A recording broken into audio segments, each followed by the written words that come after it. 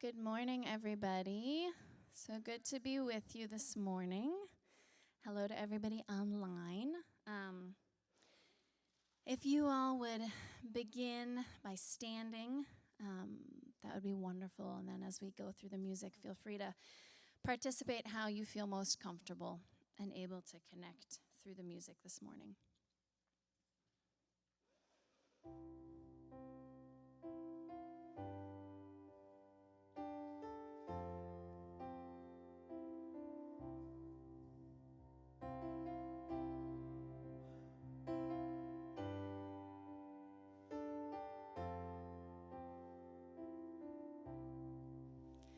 Come thou fount of every blessing, tune my heart to sing thy grace. Streams of mercy never ceasing, call for songs of loudest praise. Teach me some melodious sonnet sung by flaming tongues above. Praise the mount I'm fixed upon it, mount of thy unchanging love.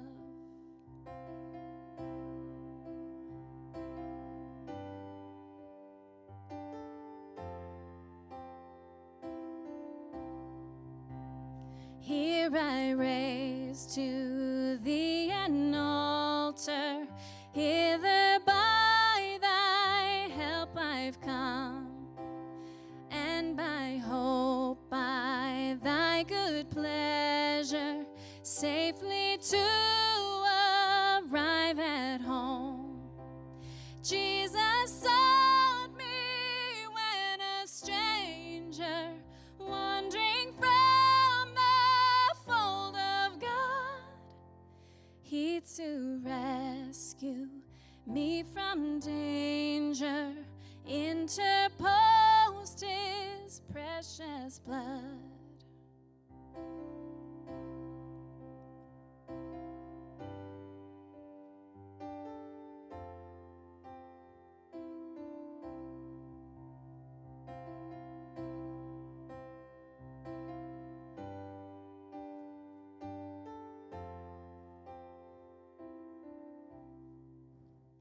Oh, to grace, how great a debtor daily I'm constrained to be. Let thy goodness, like a fetter, bind my wandering heart to thee. Prone to wander, Lord, I feel it, prone to leave the God I love. Here's my heart, oh, take and seal it for thy courts above.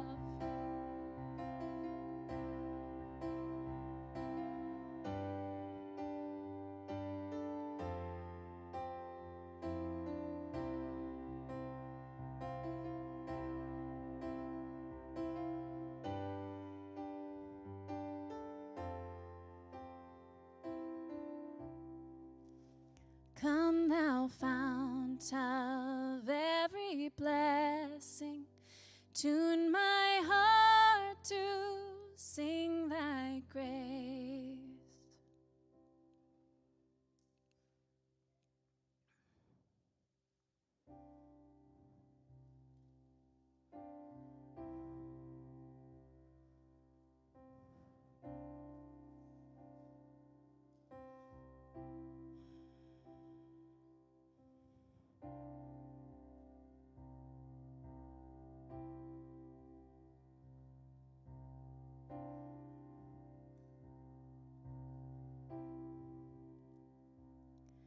All flesh is like the grass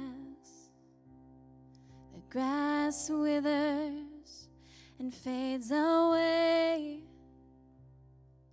All flesh is like the grass grass withers and fades away.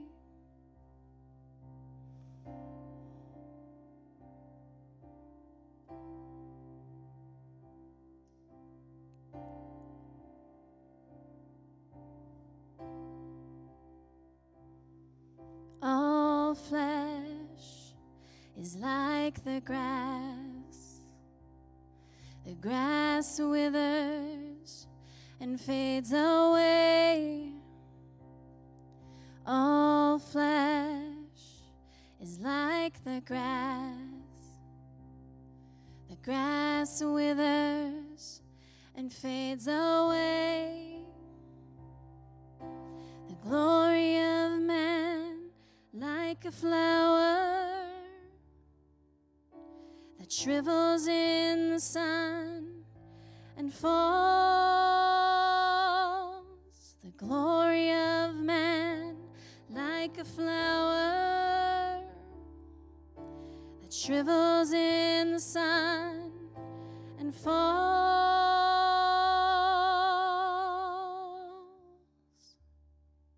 But the word of the Lord endures forever. The word of the Lord endures forever. Sing the love. The love of the Lord endures forever. The love of the Lord endures forever.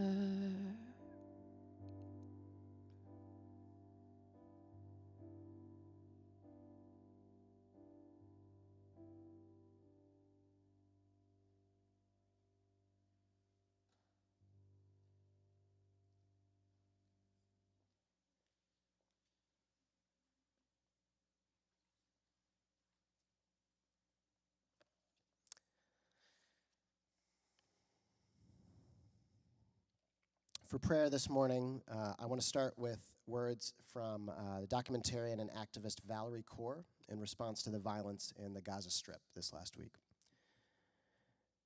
She writes, "Opening our hearts to grief, others, and our own is how we hold our humanity in a world that would destroy it.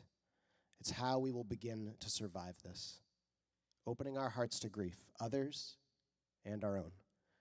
You will hear our aggression is the only response to their aggression. Our fear more justified than their fear. Our grief more devastating than theirs will ever be. But oh my love, the hierarchy of pain is the old way." I love the way she writes that. Oh my love, the hierarchy of pain is the old way.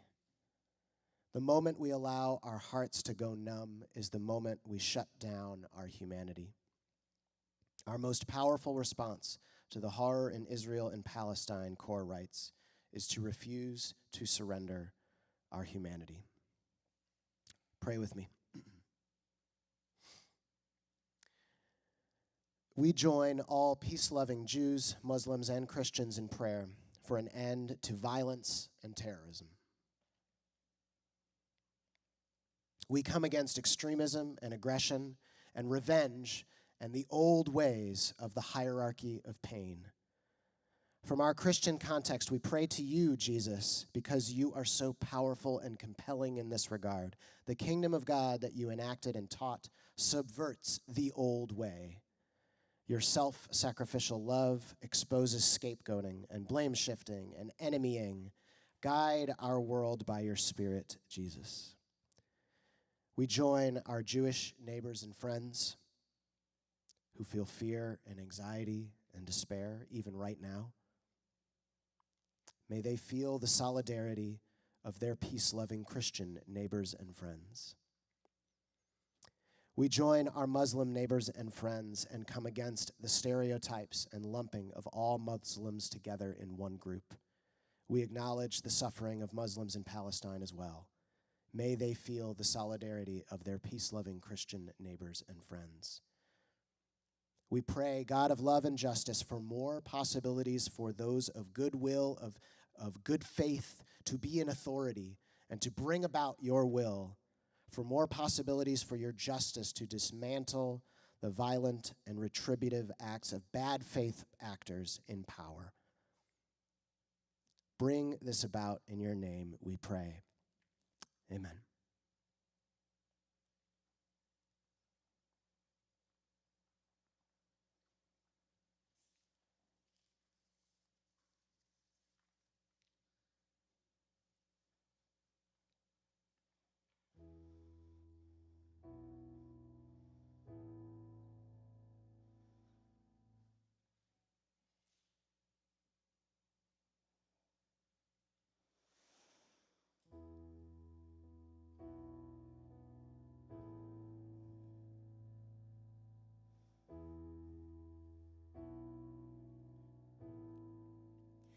All shall be well.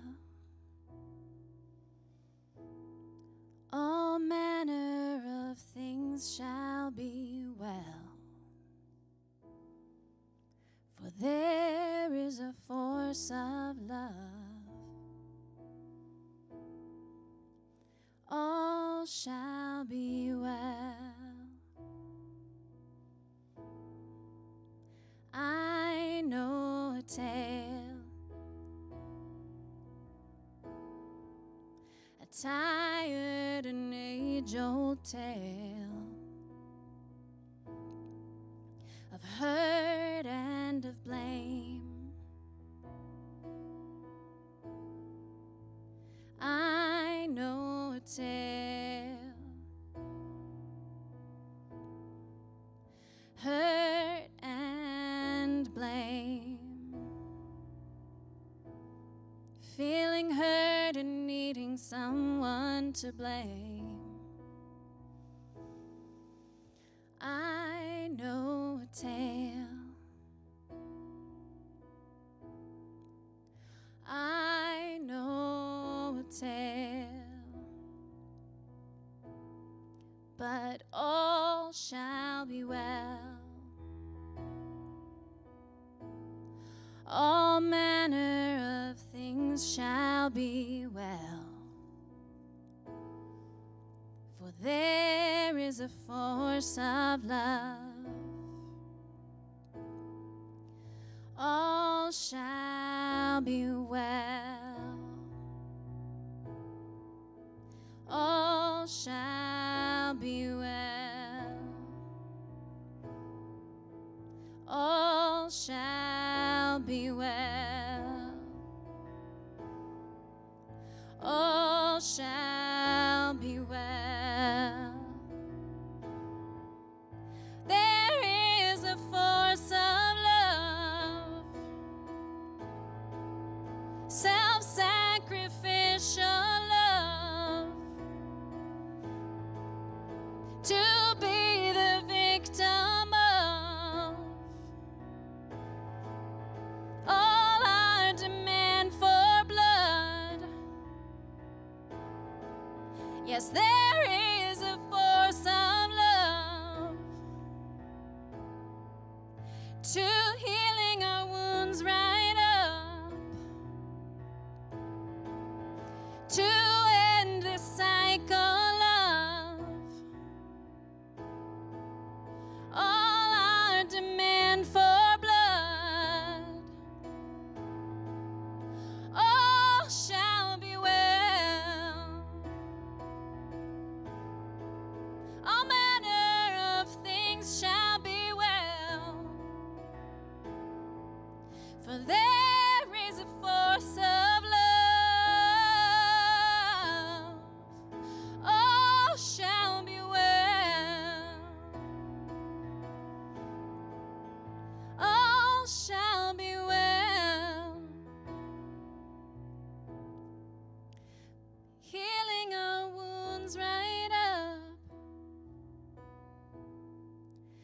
to end the cycle of all our demand for blood. Yes, there is a force of love healing our wounds right up to end the cycle of all our demand for blood. All shall be well. All manner of things shall be well. For there is force of love. There is force of love.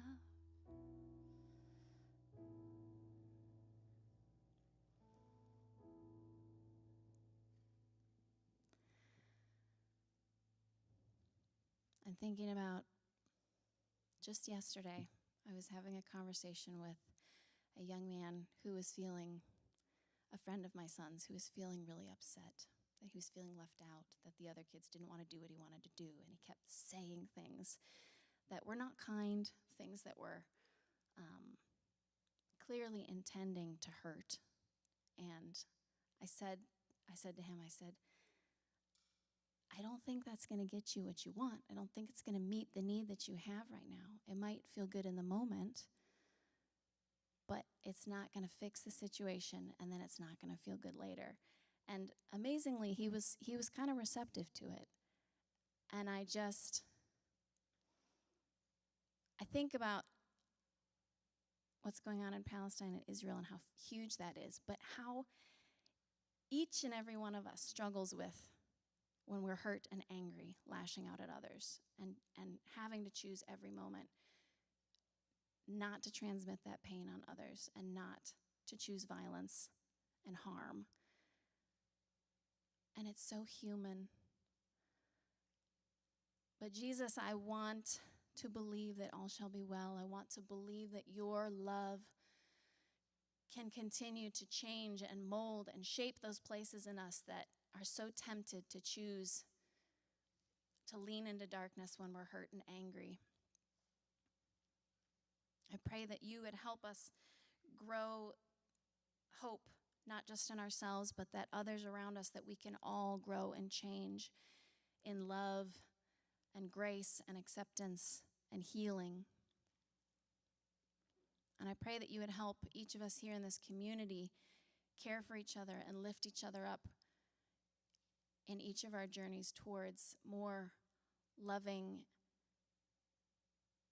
gracious relationships, wherever they may be, with our families, with our friends, with the random driver in the other car.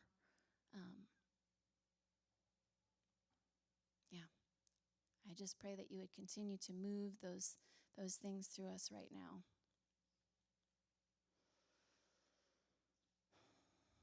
I'd love to do one more song with you all.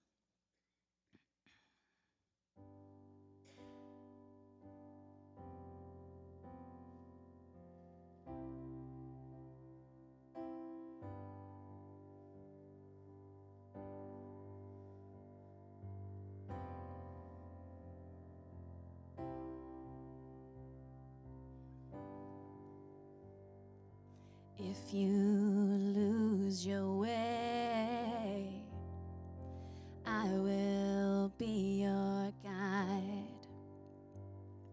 And if you can't stand alone, I will always be by your side. Let's sing that again. If you lose your way, I will be your guide. And if you can't stand alone, I will always be by your side. 'Cause I promise, it'll get better. And if it don't, We're in this together. And I never, never, never want you to worry. Oh, don't you worry, baby, hold on. 'Cause I know you're tired, and damn, this takes long. Oh, and I know it's hard, but baby, hold on, baby, hold on. When the shadows of this world pass away, when the storms in your heart get carried away, and if you lose the words to say, no, I will always be by your side. 'Cause I promise, promise, promise it'll get better. And if it don't, we're in this together. And I never, never, never want you to worry. Oh, don't you worry, baby, hold on. 'Cause I know you're tired, and damn, this takes long. Whoa, whoa, and I know it's hard, but baby, hold on, baby, hold on. 'Cause I know you're tired, and damn, this takes long. Oh, oh, and I know it's hard, but baby, hold on, baby, hold on. 'Cause I know you're tired, and damn, this takes long. Oh, and I know it's hard, but baby, hold on, baby, hold on.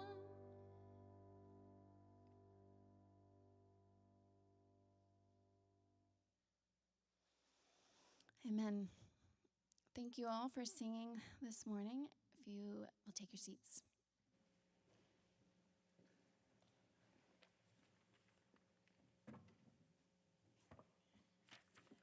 Thank you, Kezia, for always singing what we're feeling, for sure, this morning. So I'm gonna try and get through this. So yeah, if we could give her a round of applause for just leading us in worship this morning.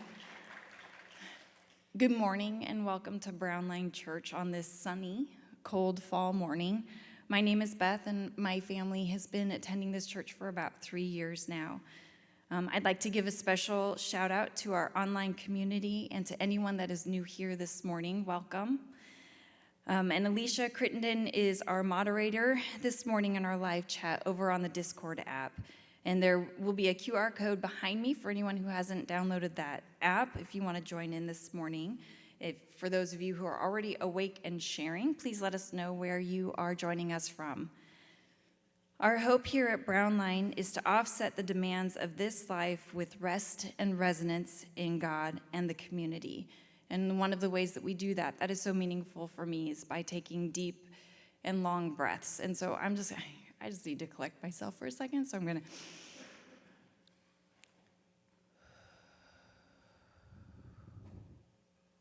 I have found that the breathing helps me to slow down in this really busy world that demands productivity from all of us. And in those moments when I can slow down, it opens up space for God to come and meet me where I am. And in a week like this, with images of war and death and tragedy on tragedy, I have found that I have needed that even more so that I could be there for my friends who are most affected by the events going on around us.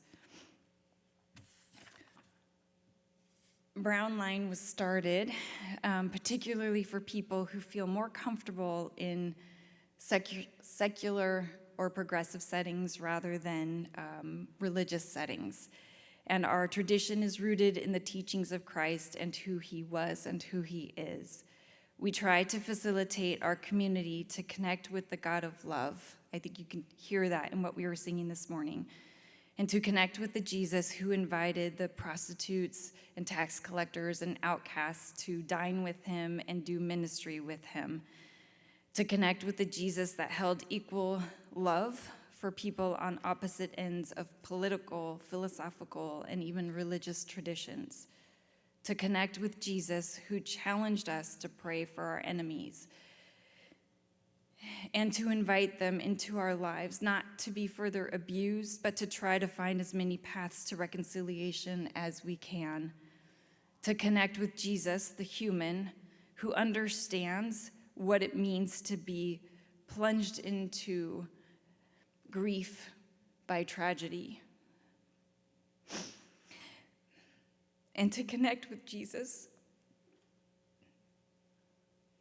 the immigrant who challenged religious leaders of his day to check their own hearts when they were more concerned with obeying the letter of the law than living in the spirit of humbleness which with the law was meant to invoke.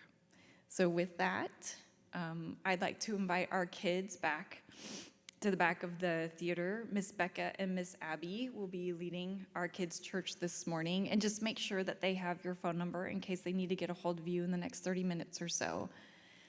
And with that, I'd like to invite Vince back up with some of his friends for a nice little conversation this morning.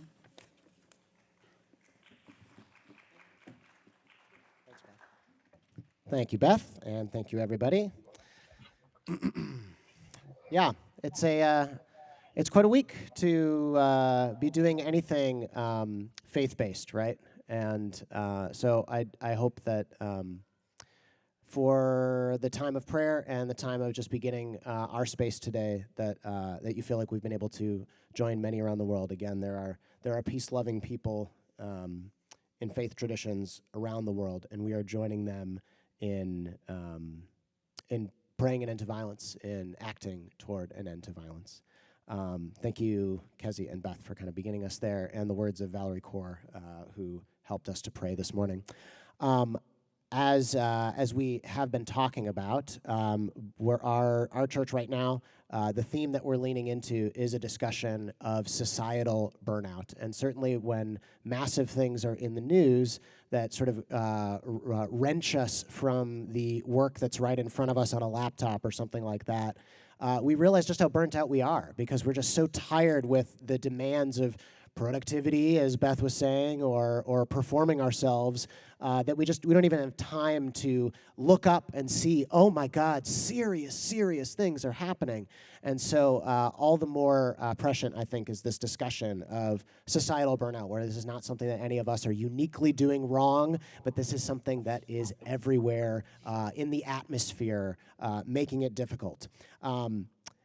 We have some special guests for today to help us continue our conversation of burnout. I'm very excited for that. What we talked about was doing a series, or an addition to our series, that is a therapist, a chaplain, and a pastor walk into a bar.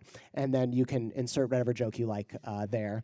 To begin today, I think we're going to be welcoming my friends, Brandy Lauren Sell and Natasha Huang. Do we have both of us here? Oh yeah, we do have both of us here. I couldn't see Natasha, and I was like, oh no, is Natasha not with us? But we are all here. Hi, you two. How are you? Good. How are you? I'm well. Hi, Natasha. Are you there too?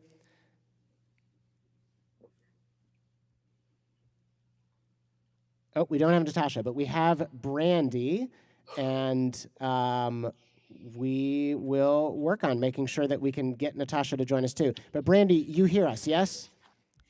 Yeah, I can see and hear you. I can see Natasha in the larger feed, in the Yes, the three feed. I can as well too. And perhaps, Brandy, maybe you can send Natasha a text to refresh. Forgive our technical difficulties here, y'all, as we get everybody sorted. While we do that, I'm going to introduce these folks. I know these two friends of mine through a group that does contemplative prayer together every Wednesday. We've been doing this online from afar since well before the pandemic made the online thing cool. So it's kind of it's been a tradition of ours to meet every Wednesday together for a long time. Brandy is a therapist and a supervisor of other therapists in North Carolina. Natasha is a chaplain and educator of other chaplains in California. And I am so thrilled that they accepted my invitation to join us today to talk a little bit more about societal burnout. Helper professions like ours, therapists, chaplains, pastors, or teachers, or healthcare workers, all those sorts of jobs are uniquely prone to burnout in their own way, but they also end up being the people that folks will come to when they are burnt out. And so there's a unique perspective that can be offered from helper profession folks on this societal burnout. And I have some questions that I've brought to pose to these two. And then if you have questions as we go, you can use our QR code in Discord. Let me throw that back up for us here really quick. If you follow that QR code that's on the screen, you can throw some questions in if you have any that feel like they apply as we go along here. Natasha, are you with us there? Can you hear us? You can. Oh, wonderful. We're so glad that you're with us.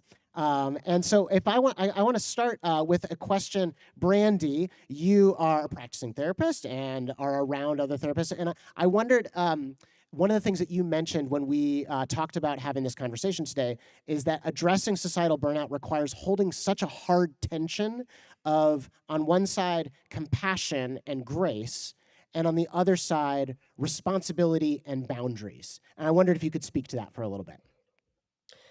Yeah, I mean, as somebody who is supervising therapists, a conversation that we have to have often is, you as the therapist, here's what you're responsible for, and anything that happens outside of that, you're not responsible for. And so I think when we're living in community with other people, we have to acknowledge, in other relationships, we have to be really mindful that I'm responsible for part of this relationship, but I'm not responsible for all of it.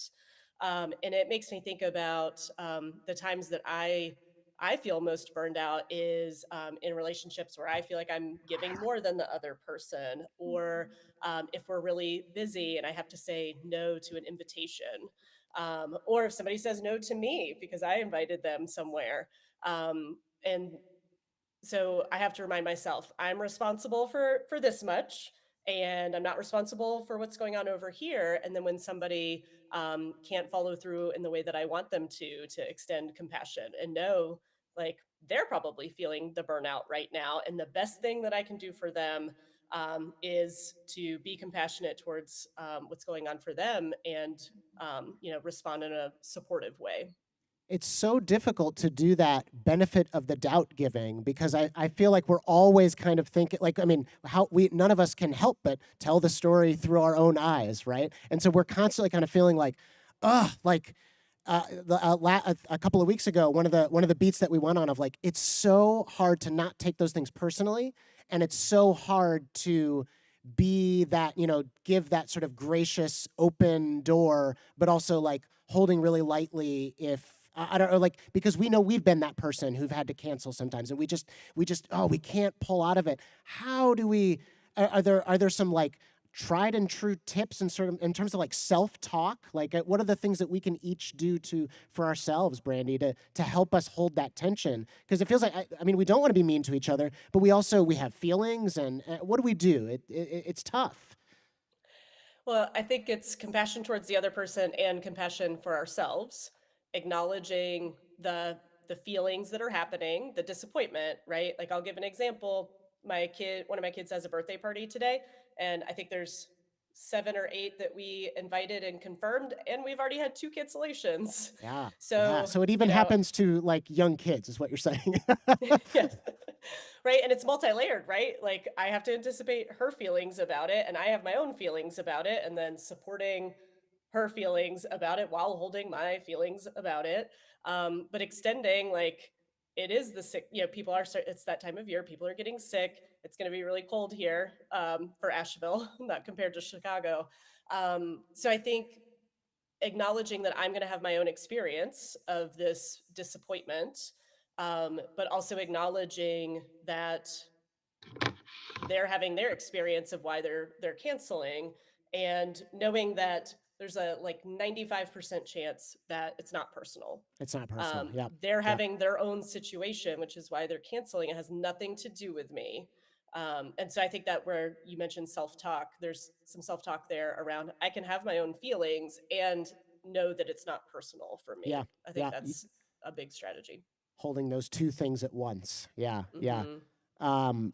Natasha, I would love to. I mean, but if you have any comments, sort of on what Brandy was just talking about, you can jump in on that too. But if I can pose another maybe related question, we've been talking about this concept here with our church, sacred time. That is time that is it's light on burdens. So it's like Jesus saying, "Come to me, all you who are heavy burdened, and I will give you rest." But it's heavy on purpose and intentionality, so it's not sped up like the rest of accelerated modern life, which is always burning us out. And so light on burden, but heavy on purpose. You sort of, when we were talking about this, you related that to our times together, where the three of us know each other on this weekly Zoom meeting. And that being an example of sacred time, a group of people meeting together regularly. And so there's a little bit of overlap there in terms of, because a lot of times we all have to cancel and we have to do those kind of like giving each other the benefit of the doubt with what do you have, what can you say more about that? Yeah, sure.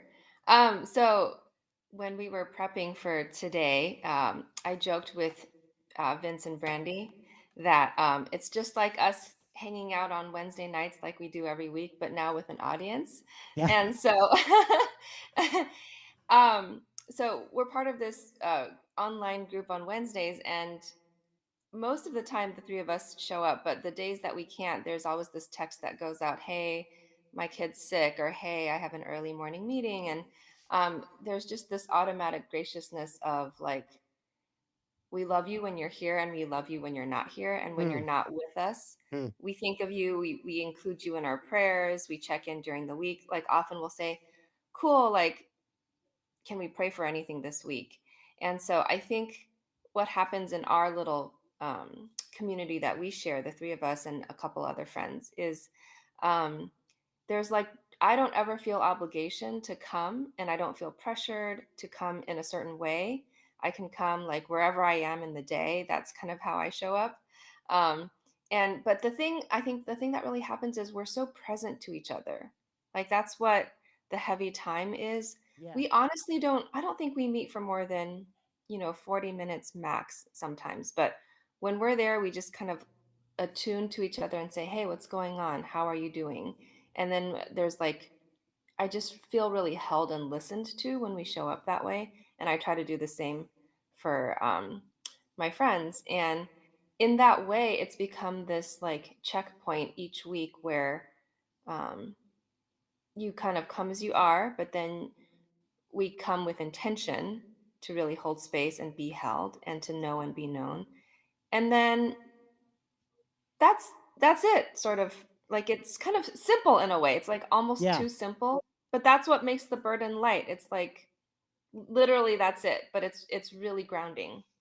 There's a fine line between overburdening an experience where it has a lot of things like something that you end up classifying in your brain as responsibility or exhausting stuff, or like more things that I have to more boxes I have to tick off my to-do list.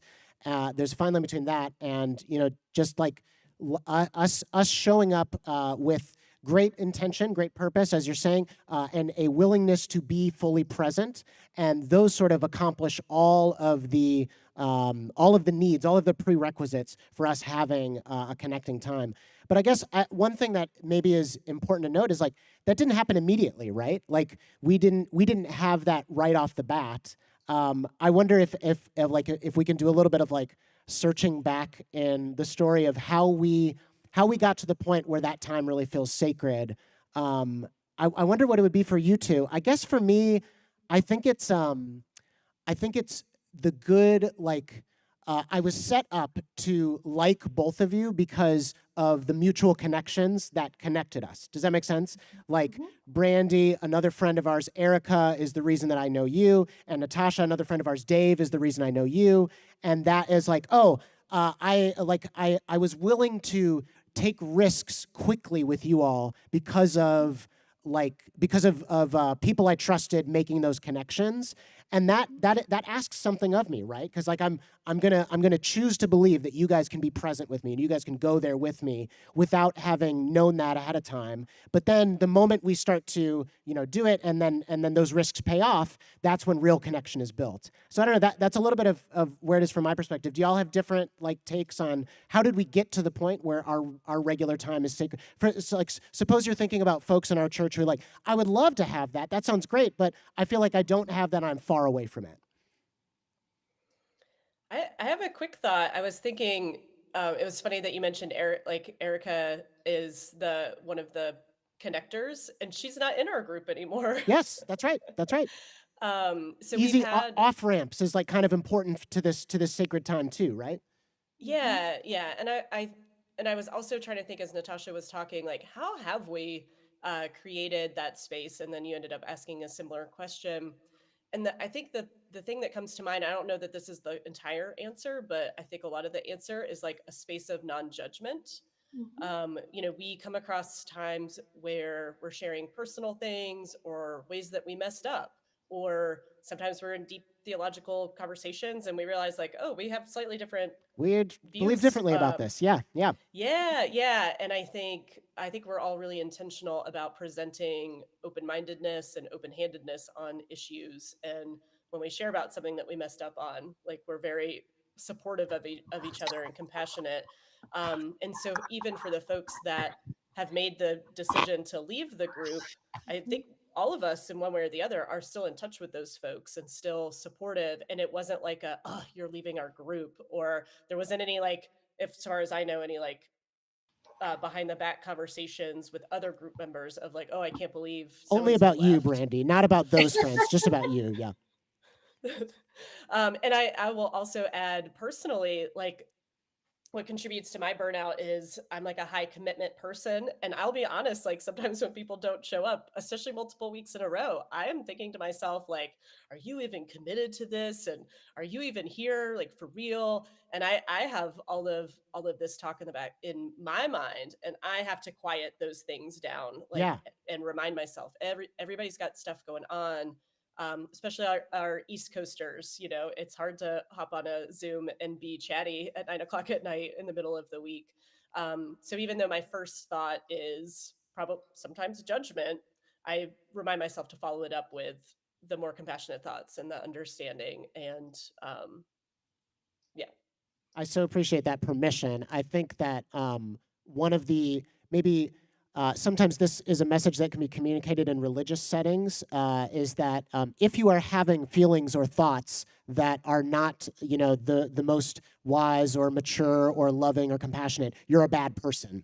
And I just think that what you just suggested is like totally cuts against that of like, well, how you act on those things does matter, but you having those thoughts, you going to judgment, does not make you a bad person. That makes you a human being. And so, but then the question becomes, what do we do with that? And your idea of like reminding yourself, oh wait, societal burnout, this is all around us. It is atmospheric. It is not personal. It is not this person being such a crappy committer, even though I'm showing up, and why aren't they showing up? There's something more going on to the story that I can never know the fullness of being outside of that person's life. 100%. Yeah. Natasha, what about you? Any thoughts of how we got to our group being sacred time? I agree with Brandy that non-judgment is a cornerstone of the dynamic we have. And I think just curiosity too um, curiosity about one another around the things that matter, but also space for the other person to share what they want to share. So Hmm. I've sometimes been in some settings where people are really curious and they hammer me with like questions, and I just like don't feel like I can pace with that level of like, let me know you now, right? And I think Oh, yeah. Yeah. that's another like mini burnout Churches in can real. do that, right? Because we're Yes. well intentioned, but it's a little bit too Oh intense, my right? goodness. Yeah. Totally. It's like so intense. And it's like that is like to me a mini micro moment of burnout where they're like burning through questions. Like, let me Yes. probe into your soul right now and let's be like so authentic that we're so intense, right? And it's like, no, just chill. Like, and I think one thing about our group, I really feel like we're really chill, but we're Yeah. really intentional at the same time. And Yeah. that's a really amazing balance of like, often I think a lot of times we just say like, hey, what do you like, we pan to the next group and we say like, hey, what do you guys want to share, what's on your heart, instead of like me having a set list of questions that I want to know about Brandy or Vince's week. Hmm. It's like, what's important to you, you get to share what's important to you, and I care enough to listen, but I also care enough to ask, because we're also not tiptoeing around hard things, right? Like if someone has brought up a hard thing, someone will follow up the next week, Absolutely. Absolutely. and I we and remember to. Yeah, and I feel as though that's helpful to hold both of those in hand. The curiosity with like patience, I guess, is maybe a good Mhm. like value that you're talking about there. That because personality wise, I mean, different people are going to need different things. I think that sometimes somebody will react more positively to a patient group that's not, trying to pull the thread constantly when somebody's not ready, whereas others may react more positively to someone, taking initiative and asking a question, a curious question, because they feel like, oh, they were longing to be asked about that thing. So yeah, I mean, holding those two things does feel, yeah, that somehow we got there, and I don't know if there's, like here's the 3 easy steps to a group that feels that way, but those seem like the values that we held to. Mhm. Brandy, if I can pose a therapist specific question, maybe for you. I'm wondering if you can speak to the overlap of social anxiety and societal burnout. I know that you, as a clinician, will have an understanding of anxiety as like a diagnosis, and that's different maybe than the way that most of us use the word anxiety in everyday language. But it's a spectrum, right? And I know that many in our church would identify themselves as socially anxious, and they feel, and that comes to play in this idea of like wanting connection, desiring connection, but sometimes you just feel like you don't have it in you, and then that's debilitating, and it feels like a vicious cycle. So I'm wondering if you can speak to that a little bit. Yeah, absolutely. Anxiety is probably the number one clinical diagnosis It is, that yeah, we okay, are of the folks that we're serving. We do mostly serve school age kids. We have some adults too, but mostly school age kids.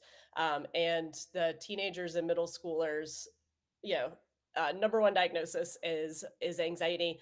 And I think over the next few years, we'll see more and more research about how the pandemic has impacted social anxiety, because it definitely feels like it's gone up. And the only explanation that I've really heard posed is just that like everybody got out of the habit of being yeah, in person in community with people, and I hear it even from other therapist friends that they feel social anxiety. So I'm like, well, if y'all are feeling social anxiety, then it's got to be pretty prevalent for everyone else as well. I think the biggest thing to remember about social anxiety, well, like, so there's so much anticipation of like what's going to happen and what other people are going to say and what I'm going to say, and is there going to be a moment of silence or awkwardness, and how am I going to push through that? It's much easier via technology to account for pauses in the conversation, whereas in real oh, it was life, Zoom, oh, sorry, it was, yeah, yeah, oh, it's so yeah, silly, yeah, we were but messaging and then I yeah, got distracted and needed a minute before I came back. So everybody has this anticipation, and we mm. forget that the other person also has that Yes, anticipation. yes, The other person on the other line is feeling the same social anxiety and isn't sure how it's going to go and isn't sure always what to say. So we kind of come back to that grace and compassion for ourselves, but also for the other person. If I'm not sure what to say, they might not be sure what to say either. And if we can just extend that to each other, then we're going to have a better experience. Yeah, we just forget that the other person feels that way too. And I'll share a quick story. A couple weeks ago, I had planned my husband and I have two kids, and I had planned something with me and the two kids, and another mom and their kids. So I told him, I was like, you should reach out to some of the other dads that we know and see if y'all can get together, because they always get together with the moms present. And so I was like, you should do this. And his response was that he's uncomfortable. He doesn't know what to talk about with these guys. And Yeah. y'all, he's known these guys 4-5 years. We hang out with them like probably at least once a month for football games or holidays or whatever. And I was just dumbfounded that he wasn't sure what to talk about with these guys that he's known for so long and gets along with well. I watch him interacting and he seems just fine. So a couple weeks later, I go out with the moms. I tell the moms this story about my husband, and every single person there said, my husband has said the exact same thing. Yeah. So we're And all I'm feeling like, the same thing, but alone. Yeah. but alone Yeah. and telling one person instead of just making the move to reach out to other folks. And I think it's okay sometimes just to name it and just be like, hey, we've never hung out just the guys without our wives present, so like this might be kind of weird. I don't know, let's just see how it goes. I think being able to name it and call it out, and then also being willing to just give things a try and see how it goes. Yeah. Yeah. Natasha, you're nodding along. Did you have something to add there in particular? I love the idea of naming something because that takes away the disconnection of like, I must be crazy or I must be the one there's something wrong with me or, but just to say, I don't know, I just feel this and that willingness to say it out loud, I think decreases any shame or guilt that might be running amok in our own brains. And even if other people don't resonate, and I think most of the time other people do resonate, so it's not even like a high probability, but in the off chance that no one else in the room has ever felt that way, you're still letting people into how you feel, and that Yeah. gives an Yep. opportunity for connection instead of assuming that we're not going to connect. I think that that's super advice. And I think about something that a friend taught me years ago, and I've probably mentioned it here at church before, that this friend said, leadership is being awkward so other people don't have to. And I just think that that is so dead on, because there's so much avoidance of awkwardness. And I think part of that has to do with this same like story that we've been talking about in this series of time speeding up. Awkwardness like slows down the train. And so, you can't be awkward, because if you're awkward, things fall apart and then you miss a stop and then you're behind on your to-do list. Gosh, awkwardness, avoid it like the plague. But like there's a degree of like connection requires a little bit of like, hey, I'm just gonna like, I was kind of stupid. Wasn't that dumb? And you just kind of go with it. You name it and you say like, wow, isn't it funny that we've known each other for 5 years and we still don't feel like we can hang out together alone, like without our significant others? I think that's beautiful to take the awkward step, and then the pressure goes out of the room and you're like, oh my gosh, I was thinking the same thing, and then you're off and running, right? Exactly. Good stuff. That's great advice. Natasha, a question for you that's more chaplain specific here.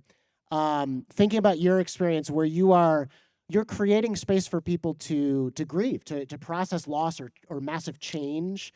And as we talk about the accelerated reality of modern life, it trains us to see those things like death or sickness or injury or trauma as disruptions, whereas I think that your work sort of drives or helps people to see those things as like the most important things that are ever going to happen to them. And so we must process these things well, not just see them as disruptions. And I wonder what that like what does it look like? What does it look like to help people into that space when so much of our lives is training us to see them as disruptions? Hmm. Yeah. Um, that's so funny that we were talking about how awkwardness stops time because I have to walk into a lot of situations that if it weren't my Oh, job to walk into that room, it yes, would be so awkward. If I didn't have that badge that gave me permission, absolutely. how in the world would I walk into a room where someone is really sick or possibly has passed away and like start talking to their family members, right? That's the most awkward thing in the world.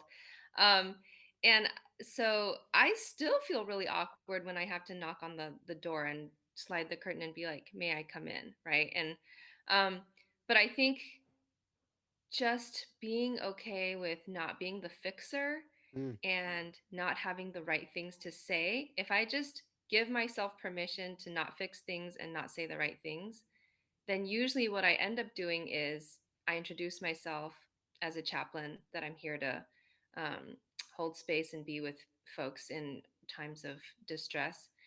And a lot of times there's just this um, holding of space that is maybe like one or two words here or there, like, did you drive from far away or how long were they in the hospital? Like seemingly small talk, but it's really intentional because it's about like, I'm here for you and I'm here with you. yeah. And there's a lot of silence, like a lot of silence.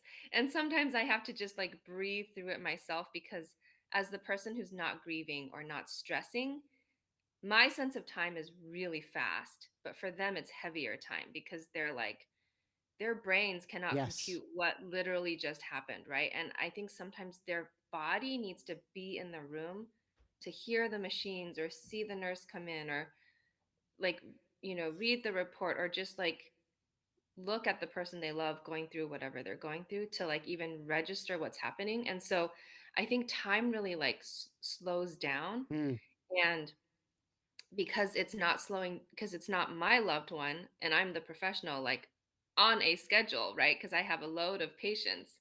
I have to really just enter into their time and like yes. do time with them so that the time can so I have to like make my time a little heavier so that their burden can be lighter a little Yes. bit. Yes. Because it's like if someone is holding the time with you, I think it's easier to like really experience the feelings. And so sometimes I'm just the like one hospital personnel in the room, standing there. And then I think that kind of gives the family a little bit of permission to like let go, right? Because I'll let them know if the nurse needs something. I'll let them know if it's time to leave the room or, whatever hospital restrictions are happening.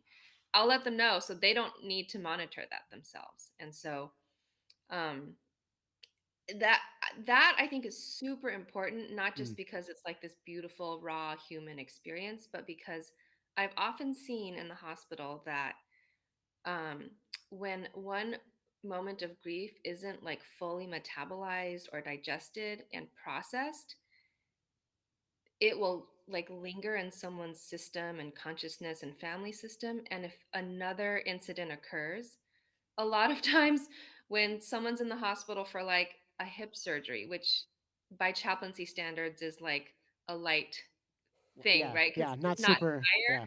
Yeah, they're gonna go to rehab and go home most of the time. But sometimes what we end up processing with that patient is the last time they were in the hospital. Fascinating. It's not about the hip surgery. It's about No. what happened years ago when such and Yes. such. Yeah. Yeah. Yeah. And so I think we have a choice to either hold the time in a heavy, grounded, sacred way now, or to keep carrying it for a long time, Yes. um, in a way that can, not to say we never bring something with us, like in a sacred way, like we never leave it behind, but do we carry it as something that grounds us in our human experience, or is it like this burden that we haven't unpacked? Yep, yep, and, thinking about the way how challenged, that reality of, like, making sure that we are you use the word metabolizing these things that have happened to us in the past. That's another thing that is really difficult when our everyday, day in, day out of modern life is so about keeping up and adjusting with constant change and making sure that you're dotting all your I's and crossing all of your T's, or else that keeps us focused on all of those demands that are about our future, rather than about these things that we might be bringing with us, whether they've metabolized or not. It's hard for us to maybe take along the things that we have learned and have metabolized, but it's also especially dangerous when, because of that focus, we don't recognize that when we're in a place forcibly slowed down, like we just had hip surgery, or somebody's in the hospital and so we're just sitting in a room and there's nothing we can do about it, suddenly we realize like all these things are catching up to us and we have not worked that stuff through us. So it's just kind of a reminder of like, wow, like this, we have to work into our lives times that we can peel our sight and our focus off of those heavy demands, but light time. Mhm. I want to mention a few things that are in the chat here for you two, before maybe some final closing words. And I wonder what you think about some of the things that were mentioned here. First off, when we were talking about that balance of compassion, but also holding boundaries and responsibility, a couple of people were mentioning, Ben in particular was mentioning the using "and" instead of "but," like as a language tick. Is that something y'all have been familiar? I see you guys nodding. Is that a good one? Yeah? Mhm. Oh, for sure. Yeah. I'm upset with you, and I understand why you did that. Yeah, so good, so good. So that was a good one to flag. Another thing that I'm seeing here is there's specific mention. I don't know, as perhaps this is more this more puts me on blast, but there's specific mention of like men, and the way men are socialized in our culture, have a really hard time with what we were talking about, how we got to a point where our group felt like sacred time. And certainly your story speaks to that, Brandy. But I don't know, like you two as helper professions, can you speak to those you've been around? Does that feel true in the way that men are socialized as, versus people who are not men?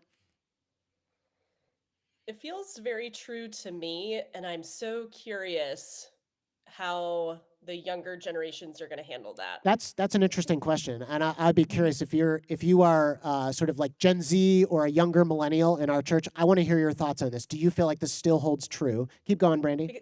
Well, because I feel like it's such a known thing in our culture that men are typically like not initiators, are kind of going along with what their partners are doing, and there's like some heteronormativity underlying that as Yep. well. Mhm. But yeah, I'm curious if millennials and older know this, so what are the younger generations and the younger men doing differently or Hmm. not? That's a great question. So, open question for our church. I genuinely want to hear. So, please tell us or reach out to me. Natasha, did you have any thoughts on that? I'm just also curious about that. Yeah, yeah, Yeah, yeah. fascinating. If anybody wants a laugh on this, SNL had a sketch called Man Park a few years back, which is just hysterical on this front. And so you should enjoy the rest of your day and watch the SNL sketch Man Park later today. Um, as we're kind of moving to final thoughts here, I'm wondering, we're as a church, you two know that we're trying to hold this ground of like, burnout is a societal problem, not a problem with fringe individuals. We've talked about a lot of things that we as individuals can do to help ourselves, sort of be a part of the solution, not the problem, so to speak. And I think that matters. But I'm wondering if you all have the opportunity now to like speak into a community of people that's trying their best to build out experiences of sacred time, and sometimes we're better at it, and sometimes we're worse at it, and sometimes we're feeling it, and sometimes we're not. How do you what are your parting words to a community that wants to address societal burnout in a way that doesn't add more burdens to individual shoulders? I have a thought, unless you're ready to go, Natasha. You can go. Um, I The biggest thing that I would like to say is to lower your expectations. Lower your Either expectation.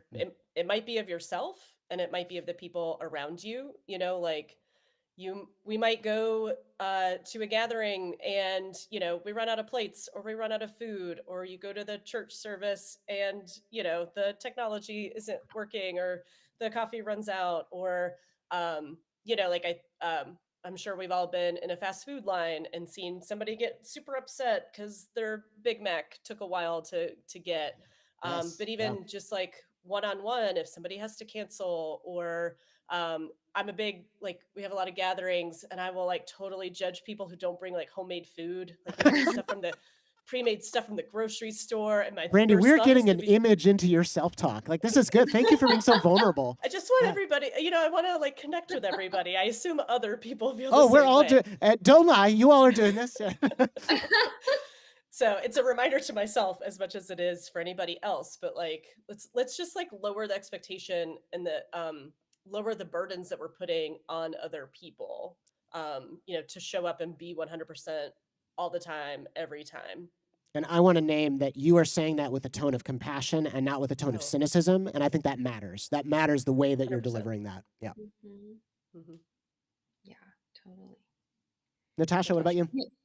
Yeah, so I've heard you talk sometimes about open and relational Yeah. theology, Vince. And so one of the like things about that struck me when I was thinking about this was, and this is not my phrasing, this is like, what other people have said, but like God is relational and the future is open. Yeah. And it's like, wait, if the future is open, then we don't have to think about the future as a deadline. And when we don't think about the future as Yeah. a deadline, that totally changes my heart just like relaxes a little bit, instead of like my heartbeat is keeping time. It's like, oh, like now I can like, Love that. can I breathe? Wow. Like, and then I can like really see the person in front of me, instead of them being like something I have to check off on my Yes. way to some deadline that like I don't know if I'm going to meet, right? So, yeah, I don't know, just this idea like, and then God is with me in that moment and the future is open. So we're kind of like gazing out to the horizon together, instead of like God is the deadline over there and like I have to, Yes. right? Yes. God's like right here with me. I love this. I love this. I think it is so important. We often use the phrase God as our fellow experiencer, and Jesus really showing us this, that whether we're talking about the ministry of Jesus and Jesus being among the masses, among the working class peoples, living a normal life of the masses, not an elite, removed experience. Or we are talking about Jesus on the cross in that most pivotal of moment of suffering. Jesus is there, fully present, and not running away from the hardest things in life, and demonstrating like God is not, out in the future with a deadline. God is here with us in those most difficult experiences. I think in terms of the way that faith can maybe help with some of these practices, faith can help with that self-talk. If our vision of God is out in the future as a deadline, that's only going to add more to the burdens. But if our vision of God is this fellow experiencer with us, then we have a completely different way into why pray when I am feeling burnt out? Why pray when I'm feeling longing for connection, but I feel stuck because I just don't have it in me to show up to that thing? God shows up in an entirely different way when we're praying in that place. Well, y'all, I'm so thankful. This was so cool. I'm grateful that our church gets to hear from two people that I have really grown to respect and love. And Natasha, I wonder, could you pray over Brownline Church as we close today? Sure. If you feel comfortable, feel free to breathe in what you just absorbed and breathe out anything your body's feeling.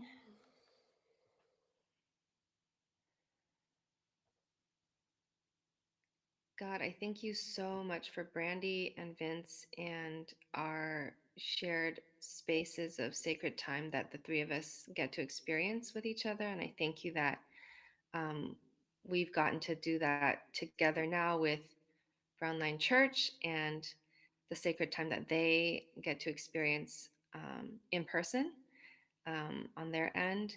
And I ask that whatever felt good about today would sink into our bodies as a feeling that we can savor and kind of call up again when we hit Monday tomorrow or whenever the next feeling of a deadline comes up, that something in us can just say, hey, remember that feeling of sacred time you had earlier? Can we kind of keep in touch with that as we have to manage whatever's in front of us? And I just ask for what Brandy was reminding us of in terms of being generous to one another and extending compassion. We just receive that as something that we can receive and give to other people, because we have a God who also gives and receives generously. So be with us for the rest of this day, and we ask all this in your name. Amen. Amen. Would you all join me in thanking Natasha and Brandy for our guests today? Thanks, you two. See you Wednesday. Thanks, y'all. Bye. Well, that's quite fun, isn't it, to have some guests for this morning. I hope that you all get a lot out of that. I certainly enjoy getting to introduce cool people to other cool people. That's kind of my job as a pastor. I'm like, hey, have you met so-and-so? And I even get to do that with friends who live across the world. We are continuing our discussion on societal burnout next Sunday, and then we're looking ahead to the last Sunday of October, and then the first Sunday of November will be two more of our practicums in sacred time, as we're calling them. These are two things that we do throughout the year, and we hope that it really feels like that experience of light burden. There's nothing placing demands on you, but it is heavy time that keeps us in the present with purpose. And that is, we're having our Remembrance Sunday on October 29th, which is when we remember loved ones lost by people in our community in the last year. So if you lost somebody in the last year, we would love to have their name included in our remembrances that Sunday. We'll send out an email for you to be able to let us know that, but if you want to let me know you already have a name in mind, you can grab me before you leave today and make sure that I get that name. And then on November 5th, we will have our next round of baby dedications for some of the littles in our church as another way that we slow down and experience sacred time together. I'm looking forward to that. If you are new or newer with us as you're joining online or in the theater today, I will mention that you can fill out a Connect card either here in the theater, over here by the tables in the center, or you can just use your phone to follow this QR code and fill out a Connect card that way. This is the best way to stay in touch with BLC. If you would like to, we'll put you on our email newsletter list. We will reach out to you, try to grab coffee, and hear how we can get to know you and how we can best serve you as a church. Other ways to find out what's going on with BLC is to follow us on social at Brownline Church, and all of our previous messages are available via YouTube or wherever you get your podcasts. Just search for Brownline Church. Let me put a quick financial update up on the screen, as we do every week. If you get something out of this community, or if you believe in the vision of this church, we would be honored if you'd consider giving. This is how we turn the Davis Theater into a church every Sunday, and how pastors like me pay the bills. There are other ways that you can give. You can give via your time and your skills by volunteering. We every week have people show up early and stay late to help. We every week have folks hanging out with kids, picking up refreshments, all those things. So if you want to help in any way, let us know. And if you want to give, the QR code is on the screen, or you can just go to our website, brownlinechurch.org. As we end every service, when we take communion, and as we were singing earlier, as we cannot help but, hopefully in this space, keep our mind focused on the fact that there are many, many grieving in the world. Communion is a time to enter into that space and do so with other people. This gives us a chance to acknowledge that all of us are flawed and imperfect and hurt people who are prone to passing our hurt to the next person if we're just left to our own devices. We need help from other people, from community, and from a God of love to stop those cycles. We need help in those small ways, as Kezia was talking about. We need help in the very big ways in terms of geopolitical violence. And we do this in our community by sharing the bread and the cup of communion, symbolizing Jesus' body broken and blood shed on the cross, shows us what a God of love is like, not an angry God who needs wrath to be satisfied, but a God who is a fellow sufferer with us, that even when the God of love would come down and show us what love is like, and those in power would seek to kill that love, God goes through that suffering and bids us to follow and see that our lives can be full of confronting such violence ourselves. Now, originally this was done in the context of a meal, and that's what we like to capture, if you'll know if you've been with us before. So in a moment, for all of us who are here in the theater, I'll ask you all to stand in a minute, and we'll get crackers and juice and cups passed through. As those come to you, grab what you need. You can also use whatever you've brought with you, or if you have something from our refreshments table, you can use that. All you need is something to drink and something to eat. Those of you joining online, that's all you need to participate.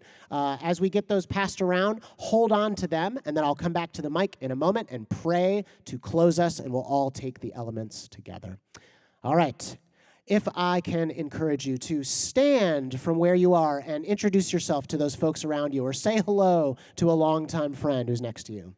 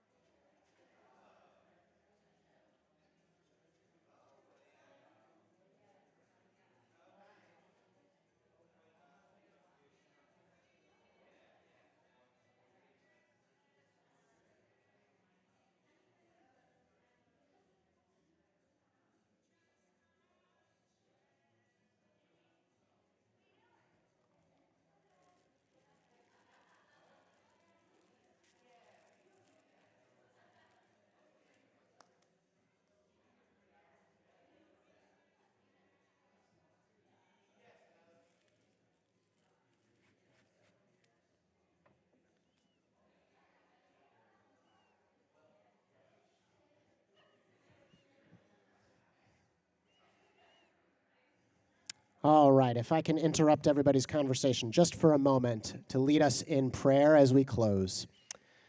On the night Jesus was betrayed, he broke bread, gave thanks, shared it with his disciples, and said, "Eat this, and when you do, do so in remembrance of me."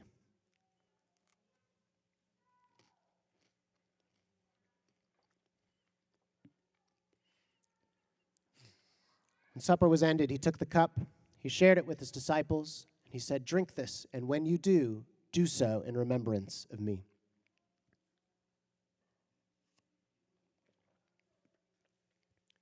Jesus, we do this in remembrance of you, one who showed us what it is like to confront violence and revenge, the one who showed us what it is like to respond to the call to come to you, all who are weary and heavy burdened, and you will give us rest.